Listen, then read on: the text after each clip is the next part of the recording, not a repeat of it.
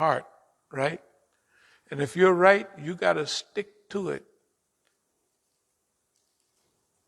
No matter what it looks like, you have to wait until, if it calls for waiting, you have to wait till the environment change, until the wind is blowing in your direction, right?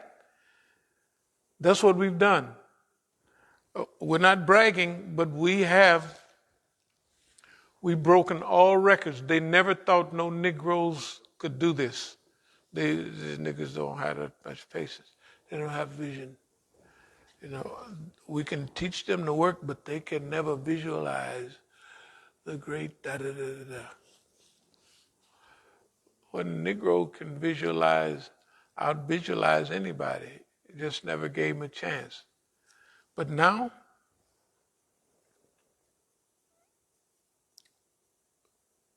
we say that now is time to adopt a principle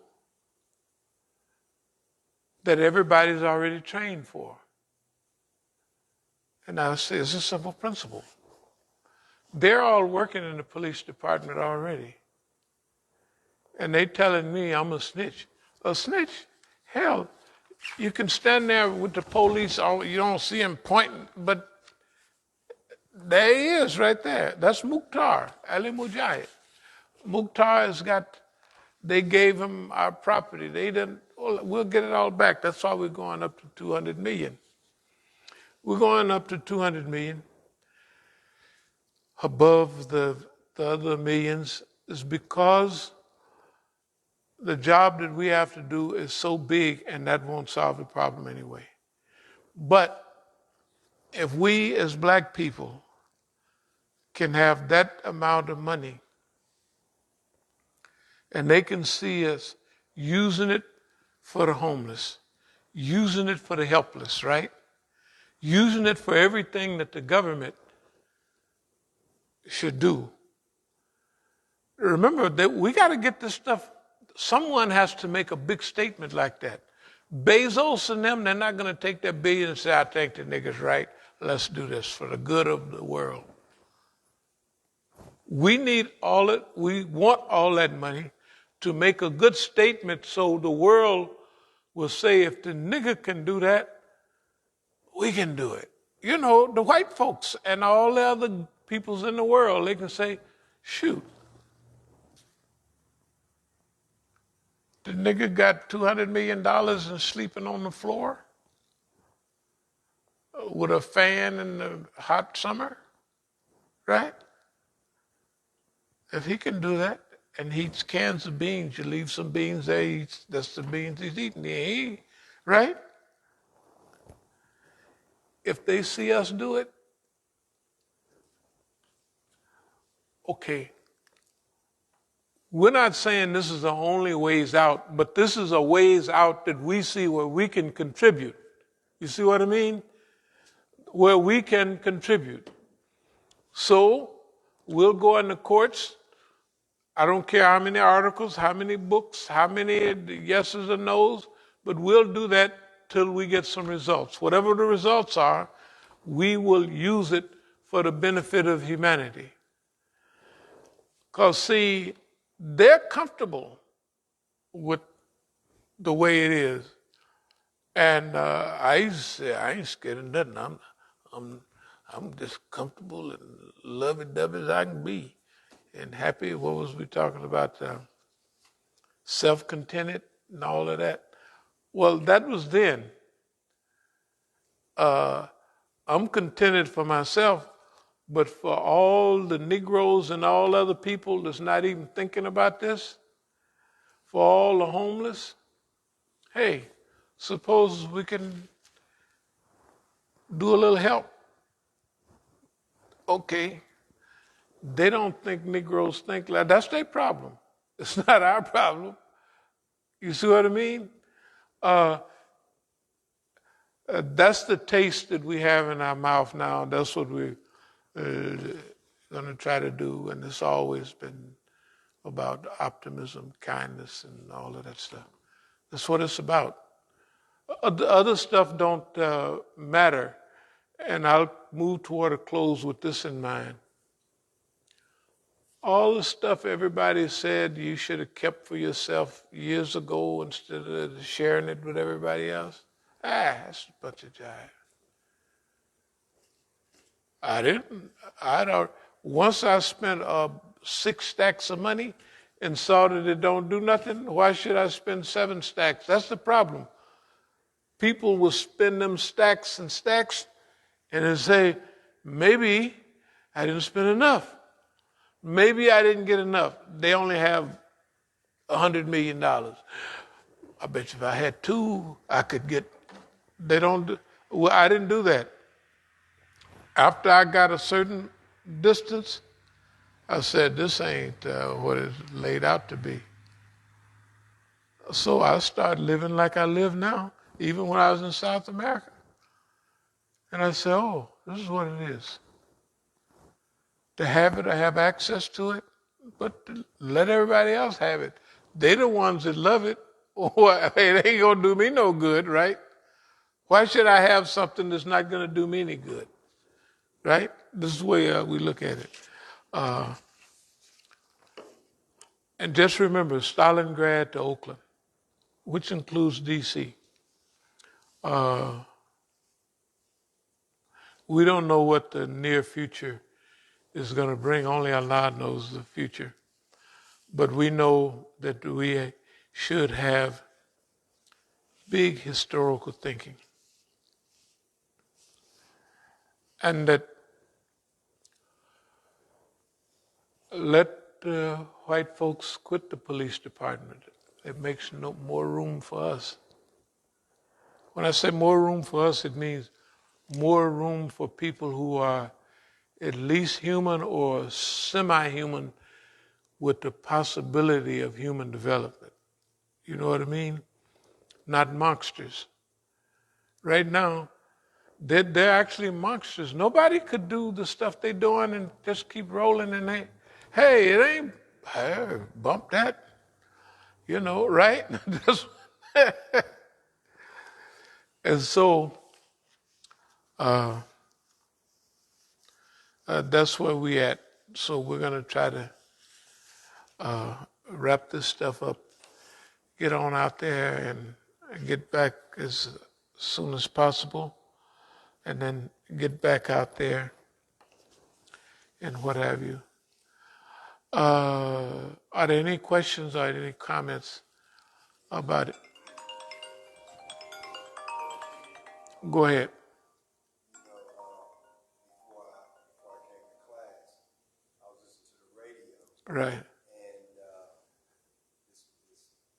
they basically mentioned Marion Barry. Okay. And they mentioned Marion Barry because when Marion Barry came to D.C., people don't know that he was a scientist. He had a degree in science. Right. So he had come here to get a job from Mississippi, I'm pretty sure, to get a job. Right. But the guy was saying at that time, the only level in the government that a black person could get was a level 7. Right. So Marion Barry joined the Rat Patrol. Go ahead. Right. He became a city councilman. Right. And he won. And what he did was he started hiring people. He came up with a program where black people who work for the city could reach, I guess, whatever, a higher level. Right. And black people started leaving the federal government to come and work For the city government. Right. And the guy who was saying this said that's when the government came after him. Right. And he said, and so this was a black cop that was selling the store. Right. And he was saying, so all that we saw, the setup, right. when he got set they went after him. Right. Because he was doing that for black people. He was changing the complex of the city. So it just reminds me of what that pattern that you talked about. Right. At that time, a Yeah. And this is the result. They go after you Right. because you bring in, you get black people middle class jobs and Yes. all this. And even at that time, Right. they didn't like that. No, of course they did. They didn't like it, and they didn't like it here, and they didn't like it nowhere else, Right. and they never have liked it. And they killed Martin Luther King as soon as he started talking that economic talk, you know. And when he moved to Chicago, and when he was working with black gangs, Peace Stone Nation, and all of that, you know. And that's why, yeah. We actually, not to cut you off, but we actually read some research where he wanted to, just like you talk about sleeping under a bridge. When he moved his family to Chicago, he wanted to give them this life of this is how rough it. Mm-hmm. And he said, and the way the story went, his kids start having emotional problems. Right. So he moved back down south. Yeah. So when you think about it, Right. you got a middle class life down Right. south, Right. that cracker. Right. But being in the urban city, you got to deal with that type of life. Right. It was rough. No, see,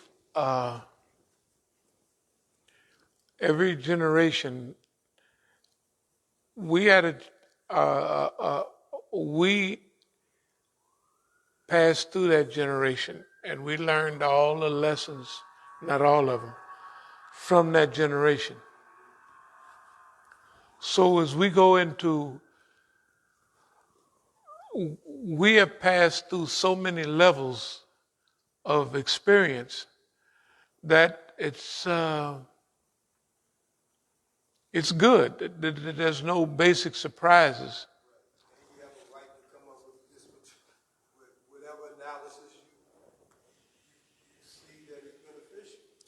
Not only is beneficial, but to tell you the truth, when you're dealing with time, place, and circumstances, there's not enough time for us to raise the Islamic flag over this. And plus, boss man technically will hobble you all along the way. And you can't stop him from loading you up and pulling everybody out. You know, so you would use up all of your energy trying to go through something that at this period would not appear to work. So when we looked at that movie about Judas something or other, and we said, well, they've told enough about what they already do, and then they had a Lady Day, and so that's enough for black youth to understand where they really are. Also, it's enough for us to propagate that join in with the system, but don't forget who you are, where you came from, and some unchangeable things like them. They're not gonna, you know what I mean? They're not gonna change. And you owe it to yourself. Just think of the Negroes talking all that, the big time Muslim Negroes. They just telling the people to join up to the government for your future and for employment and all of that. And they leave out, all that's good, but they leave out the element of the historical realities of what is a big possibility of happening. See, this is the world we're living in. That picture that Boss Man got, first of all, he don't care about his own people anymore. He don't need them. They were only useful when you could get them to kill and lynch black people. But now, hey, forget it, Therefore, we have to protect ourselves. Therefore, we have to have the organization. We should have use of weapons, knowledge of weapons. We should have access to the resources. And when they start pulling the trigger, they should contact you to pull the trigger.